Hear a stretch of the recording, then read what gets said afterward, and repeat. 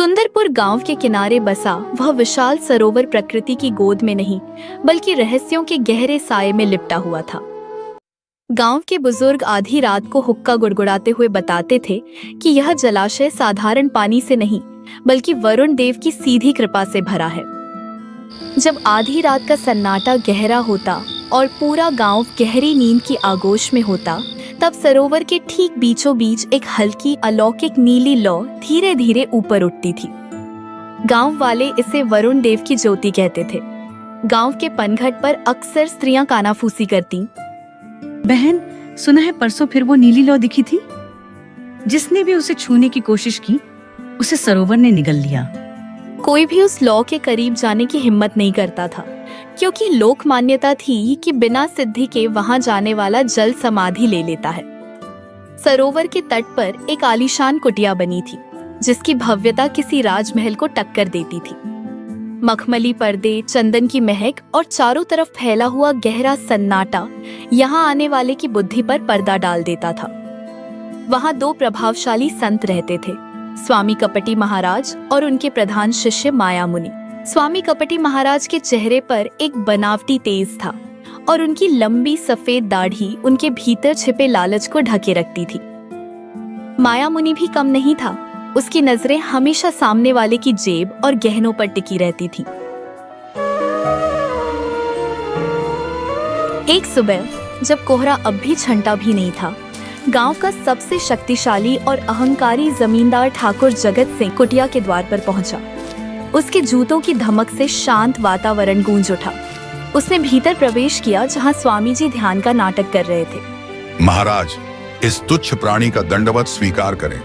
आपकी ख्याति अब शहर के बड़े बड़े सेठों और दरबारों तक पहुंच गई है। कपटी महाराज ने अपनी एक आंख आधी खोली और माया मुनि को इशारा किया। सावधान ठाकुर, महाराज इस समय वरुण देव से सीधा संवाद कर रहे हैं।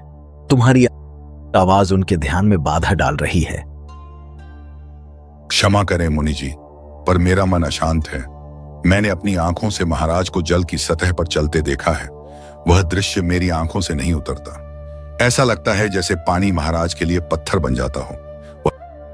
वत्स जगत सिंह, शांत हो जाओ। वह दृश्य जिसे तुम देख रहे हो वह कोई कलाबाजी नहीं, जल विजय सिद्धि है। वरुण देव स्वयं स्वप्न में आकर मुझे मार्ग दिखाते हैं। महाराज, मुझे भी वह सिद्धि चाहिए। मैं चाहता हूं कि दुनिया जाने कि ठाकुर जगत सिंह पर ईश्वर का हाथ है। मुझे वह शक्ति देखनी है और उसे हर कीमत पर पाना है। महाराज, यदि आप मुझे यह मंत्र सिखा दें तो मैं अपनी जागीर का आधा हिस्सा, अपने गोदामों का अनाज और अपनी तिजोरी की चाबियां आपके चरणों में रख दूंगा। वत्स, तुम सिद्धि को व्यापार समझ रहे हो? यह मंत्र बाजार में बिकने वाली कोई वस्तु नहीं है। यह रक्त, पसीने और अटूट श्रद्धा से सिद्ध होता है। वरुण देव केवल उसे ही अपना मार्ग दिखाते हैं जो मोह माया के बंधनों को तोड़कर अपना सर्वस्व उनके चरणों में अर्पण कर दे। क्या तुम सच में तैयार हो या यह केवल एक क्षणिक लालच है? महाराज, ठाकुर जगत सिंह जो कहता है वह पत्थर की लकीर है। बस एक बार, बस आज रात मुझे उस नीली लौ के पास ले चलिए ताकि मेरी आंखों का आखिरी संशय भी मिट जाए। उसके बाद मेरा तन, मन और धन सब आपका होगा। महाराज, ठाकुर की श्रद्धा प्रबल लग रही है। क्या हमें आज रात इन्हें वरुण देव के दर्शन कराने चाहिए? ठीक है, आज रात पूर्णिमा है। शक्तियां अपने चरम पर होंगी। यदि तुम्हारी किस्मत ने साथ दिया ठाकुर, तो आज रात तुम वह देखोगे जो देवताओं के अलावा किसी ने नहीं देखा। ठाकुर के चेहरे पर एक अजीब सी चमक आ गई। उसे लग रहा था कि वह अमर होने वाला है, जबकि हकीकत में उसकी बर्बादी की पटकथा लिखी जा चुकी थी। पूर्णिमा की रात थी।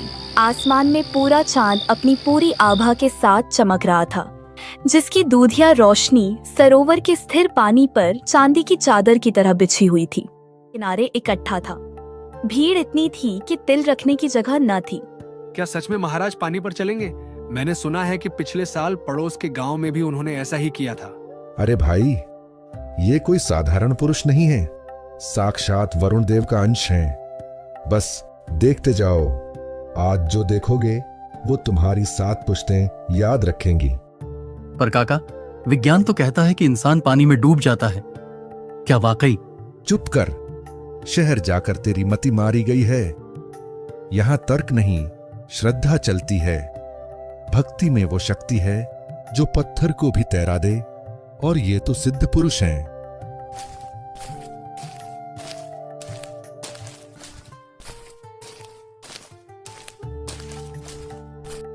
शांत, सब शांत हो जाइए। वरुण देव के आह्वान का समय हो गया है। कोई शोर न करे, वरना देव रुष्ट हो सकते हैं। हे जल के अधिपति, हे वरुण देव, अपने इन तुच्छ सेवकों को अपनी शरण दें। अपनी शक्ति का वह मार्ग प्रशस्त करें जिस पर केवल सिद्ध आत्माएं ही चल सकती हैं। ओम जल विजयाय नमः। महाराज ने अपना बायां पैर धीरे से पानी की सतह पर रखा। किनारे पर खड़ी भीड़ की सांसें जैसे रुक गईं। ठाकुर जगत सिंह सबसे आगे खड़ा था। उसकी आंखें फटी की फटी रह गईं। देख रहे हो, पैर पानी के भीतर नहीं गया, जैसे किसी ठोस जमीन पर रखा हो। महाराज ने दूसरा पैर रखा और फिर धीरे धीरे आगे बढ़ने लगे। उनके पीछे पीछे माया मुनि भी उसी लय में चल रहे थे। वे दोनों सरोवर के बीचों बीच उस नीली लौ की ओर बढ़प रहे थे। गुरुजी, थोड़ी बाईं तरफ झुकिए, सावधानी से। चुप रहे मूर्ख, मंत्र पढ़ता रह। लोग हमें देख रहे हैं। अपनी नजरें ऊपर रख, जैसे तू स्वर्ग देख रहा हो। जैसे जैसे वे सरोवर के बीच पहुंचे, भीड़ में जय जयकार होने लगी। कपटी महाराज की जय, वरुण देव के अवतार की जय। हे प्रभु, मेरी आंखें धन्य हो गईं। महाराज, मेरी बीमारी दूर कर दो। यही तो वह शक्ति है जिसे मैं पाना चाहता हूँ। चाहे मेरी आधी जागीर चली जाए, पर यह मंत्र मुझे चाहिए। वरुण देव प्रसन्न हैं। उन्होंने आज अपनी ज्योति का स्पर्श हमें प्रदान किया है। जिसे अपनी विपदा दूर करनी हो, वो कल सुबह आश्रम की दान पेटी में अपनी श्रद्धा अर्पित करे। जो जितना त्याग करेगा, देव उसे उतना ही फल देंगे। महाराज और मुनि उसी तरह शान से वापस किनारे पर आए। उनके पैर सूखे थे और वस्त्रों पर पानी की एक बूंद तक नहीं थी। लोग पागलों की तरह उनके चरणों में गिरने लगे। कोई अपनी अंगूठी उतार कर देने लगा, तो कोई अपनी कीमती पगड़ी उनके पैरों में रख रहा था। आज तो खजाना भर जाएगा। उस रात पूरा गांव इस चमत्कार की चर्चा कर रहा था, जबकि कुटिया के भीतर कपटी महाराज और माया मुनि अंधेरे में बैठकर सोने के सिक्कों की गिनती की योजना बना रहे थे। कुटिया के भीतर का माहौल बहुत रहस्यमयी है।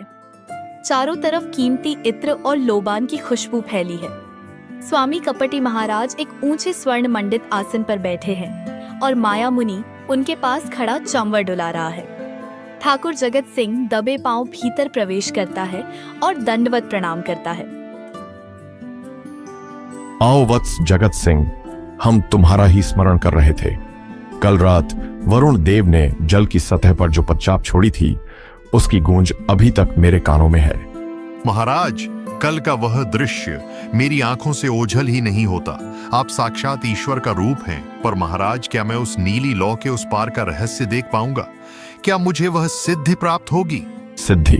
ठाकुर, सिद्धि कोई कच्चा फल नहीं जो पेड़ हिलाने से गिर जाए। कल रात जब मैं जल पर चल रहा था, तो वरुण देव की दिव्य वाणी मेरे अंतर्मन में गूंजी। वे तुमसे प्रसन्न तो हैं, पर पूर्ण संतुष्ट नहीं। मुझसे कोई भूल हुई महाराज? मैंने तो श्रद्धा में कोई कमी नहीं छोड़ी। श्रद्धा मन में होती है ठाकुर साहब, पर देवताओं को प्रमाण चाहिए होता है। वरुण देव ने स्पष्ट कहा है कि आपके भाग्य में राजयोग और सिद्धयोग दोनों हैं, लेकिन आपके पूर्वजों के संचित पापों की एक काली छाया उस मार्ग को रोक रही है। उस छाया को हटाने का क्या उपाय है मुनि जी? मैं अपनी जागीर, अपनी जान, सब कुछ दांव पर लगाने को तैयार हूं। जागीर और जान की जरूरत ईश्वर को नहीं है वत्स। उन्हें चाहिए स्वर्ण आहुति, एक ऐसी आहुति जो तुम्हारे मोह का अंत कर दे। स्वर्ण आहुति? विस्तार से समझाइए महाराज। ध्यान से सुनो ठाकुर। वरुण देव के महल का द्वार पाताल की गहराइयों में है। उस द्वार को खोलने के लिए 7 दिनों का महाशुद्ध यज्ञ करना होगा। इसमें 50 किलो शुद्ध गाय का घी, 108 बनारसी रेशमी साड़ियां और 5 स्वर्ण कलश जो मुहरों से लबालब भरे हों, उनकी आवश्यकता होगी। 5 स्वर्ण कलश? महाराज, यह तो मेरी कुल जमा पूंजी का बहुत बड़ा हिस्सा है। तो क्या तुम्हारी मुक्ति और वह अलौकिक शक्ति उन तुच्छ स्वर्ण मुद्राओं से छोटी है। अगर मोह है तो अभी लौट जाओ ठाकुर। हम बलपूर्वक किसी को सिद्धि नहीं देते। माया, ठाकुर को ससम्मान विदा करो। इनकी श्रद्धा अभी कच्ची है। नहीं महाराज, क्षमा करें, मेरा आशय यह नहीं था। मैं कल ही अपनी हवेली के सारे भंडार खाली कर दूंगा। पूर्वजों के गहने हों या राजकोष की मोहरें, सब आपके चरणों में होंगे। बस मुझे वह मार्ग दिखा दीजिए। यही एक वीर का लक्षण है, याद रहे ठाकुर। जैसे ही वे स्वर्ण कलश जल की गहराई में विसर्जित होंगे, सरोवर का जल 2 हिस्सों में बंट जाएगा और तुम्हें वह मार्ग दिखाई देगा जो सीधे वरुण देव के सिंहासन तक जाता है। 7 दिनों तक कुटिया के बाहर भारी धुआं और मंत्रों का शोर रहता है। ग्रामीण दूर से देख रहे हैं। पर्दे के पीछे साधु और उसके गुर्गे चुपके से सारा सामान गुप्त तहखाने में शिफ्ट कर रहे हैं। 7वें दिन की शाम आती है। महाराज, 7 दिन पूरे हुए। मैंने अपना सर्वस्व अर्पित कर दिया। अब वह द्वार कब खुलेगा? मुझे वह दिव्य प्रकाश कब दिखेगा? हाय, अनर्थ हो गया, घोर अनर्थ। वरुण देव रुष्ट हो गए, सर्वनाश हो गया।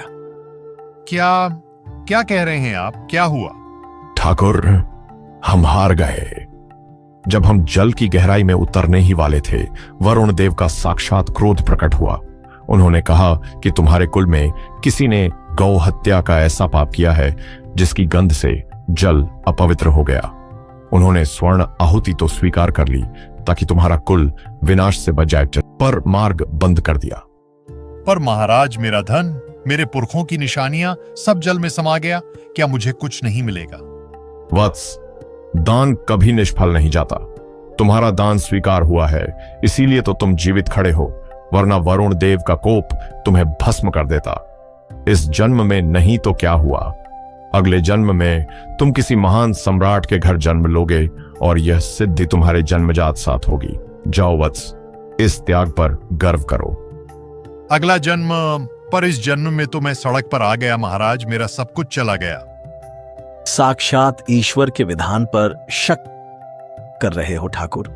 जाओ, शांति से आत्मचिंतन करो। ठाकुर जगत सिंह एक टूटे हुए इंसान की तरह खाली आंखों से कुटिया से बाहर निकलता है।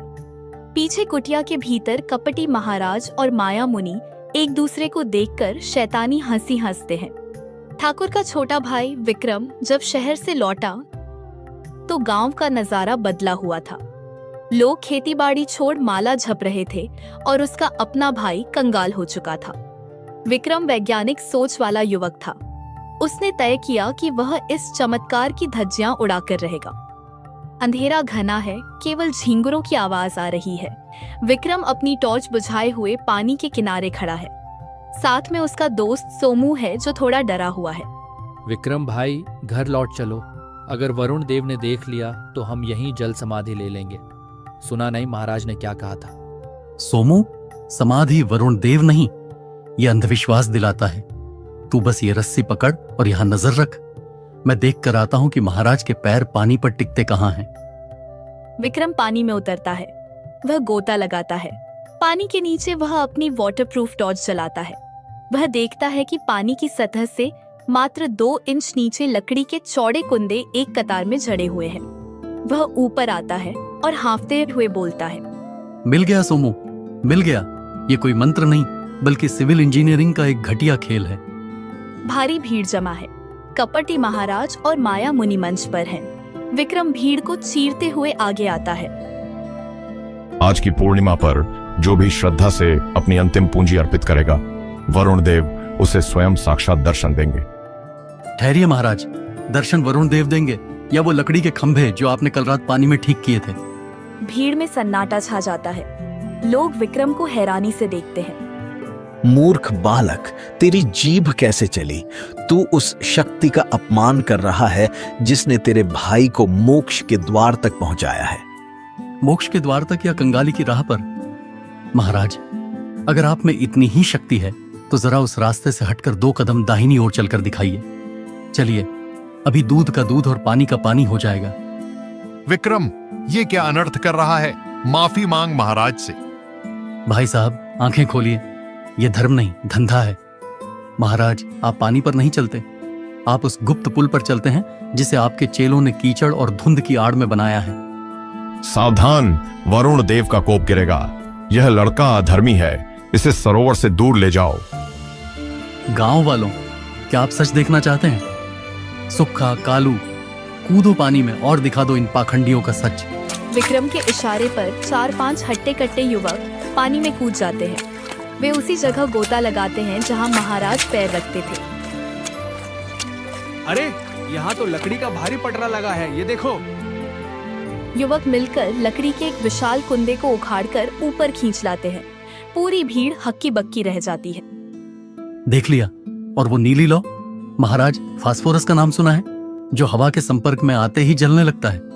रात के अंधेरे में आप वही पत्थर फेंकते हैं जिससे लोग उसे देवता की ज्योति समझ लेते हैं। कमीनो, तुमने मेरी श्रद्धा का सौदा किया। मेरी पुरखों की कमाई उस लकड़ी के पुल पर खड़ी होकर लूट ली।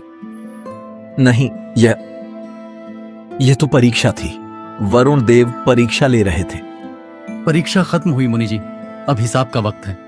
गांव वालों, इनका सारा काला चिट्ठा उस कुटिया के तहखाने में है जहां भाई साहब का सोना छिपाया गया है। भीड़ उग्र हो जाती है। लोग लाठियां उठा लेते हैं। तभी वातावरण बदलने लगता है और कबीर साहब का प्रवेश होता है। सरोवर का किनारा, जहां पानी के नीचे से निकली लकड़ियां और पत्थर पाखंड की गवाही दे रहे हैं। भीड़ उग्र है। साधु जान बचाने के लिए गिड़गिड़ा रहे हैं। अचानक वातावरण बदलने लगता है। धोखेबाजों, तुमने मेरी पुरखों की निशानियां लूट ली, मुझे कंगाल बना दिया। आज इस सरोवर का पानी तुम्हारे खून से लाल होगा। मारो इन्हें। भीड़ पत्थर उठाती है। तभी हवाओं का रुख बदलता है। एक धीमी लेकिन रूहानी आवाज गूंजती है, राम राम। एक दिव्य प्रकाश क्षितिज से फूटता है और सबकी नजरें पानी की ओर मुड़ जाती हैं। देखो,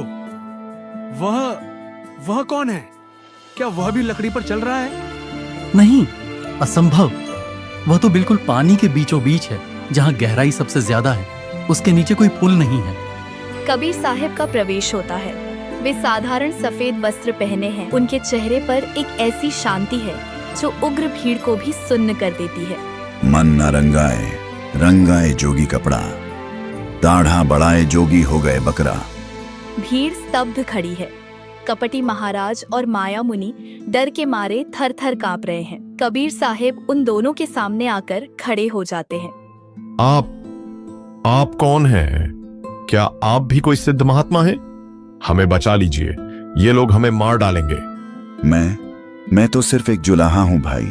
सूत काटता हूं और सत्य बुनता हूं। महात्मा तो तुम थे जो पानी पर चलने का नाटक कर रहे थे। अब जब पानी ने तुम्हारा बोझ सहने से मना कर दिया तो डर कैसा? महाराज, आप इनके पक्ष में मत बोलिए। इन्होंने धर्म का अपमान किया है। इन्होंने हमें लूटा है। इन्हें मौत मिलनी चाहिए। ठाकुर, धर्म का अपमान इन्होंने बाद में किया, पहले तुमने किया। क्या तुम्हारा ईश्वर इतना निर्धन है कि उसे सोने के घड़े और रेशमी साड़ियों की जरूरत है? क्या वह इतना बहरा है कि उसे शोर शराबे वाले मंत्रों के बिना सुनाई नहीं देता? पर इन्होंने चमत्कार दिखाया था। चमत्कार आंखों का धोखा हो सकता है, पर सत्य हृदय का अनुभव है। तुमने लालच में आकर अपनी बुद्धि गिरवी रख दी और इन्होंने तुम्हारी मूर्खता की फसल काटी। गलती किसकी बड़ी है? भीड़ में सन्नाटा छा जाता है। कबीर साहब उन दोनों साधुओं की ओर देखते हैं जो अब कबीर साहब के पैरों में गिर पड़े हैं। हमें क्षमा कर दीजिए। हमने झूठ बोला, हमने लोगों की श्रद्धा से खिलवाड़ किया। हमें इस भीड़ से बचा लीजिए, हम सब कुछ लौटा देंगे। माला फेरत झुक भया, फिरा न मन का फेर। कर का मन का डार दे, मन का फेर। भाइयों, इन पर पत्थर चलाने से तुम्हारे डूबे हुए जेवर वापस नहीं आएंगे। इन्हें सजा देनी है तो वह सजा दो जिससे इनका अहंकार मरे, शरीर नहीं। इनसे कहो कि ये अपने हाथों से वह सारा धन वापस करें जिसे इन्होंने तहखानों में छिपाया है। बाबा, कौन है? मैंने आज तक चमत्कार पर विश्वास नहीं किया, पर आप जो कह रहे हैं वह तर्क से भी ऊपर है। आप बिना किसी सहारे के पानी पर कैसे चल पा रहे हैं? बेटा, जब मन में कोई बोझ नहीं होता तो शरीर पानी पर भी नहीं डूबता। जिसके भीतर सत्य का आधार है उसे लकड़ी के कुंदों की जरूरत नहीं पड़ती। याद रखना, पोथी पड़ी पड़ी जग मुआ, पंडित भया न कोई, ढाई आखर प्रेम का, पढ़े सो पंडित होई मोह। महाराज, आज आपने मेरी आंखें खोल दी। असली जल विजय मंत्र तो आपके पास है, जो क्रोध की अग्नि को एक पल में शांत कर दे। हमें अपना शिष्य बना लीजिए। शिष्य बनना है तो सबसे पहले सत्य के बनो। जाओ, जो धन तुम्हारा है उसे संभालो, और जो इनका है उन्हें लौटा दो। परमात्मा का असली मंदिर इन इंसानों की सेवा में है। महाराज, हमें प्राणदान दीजिए।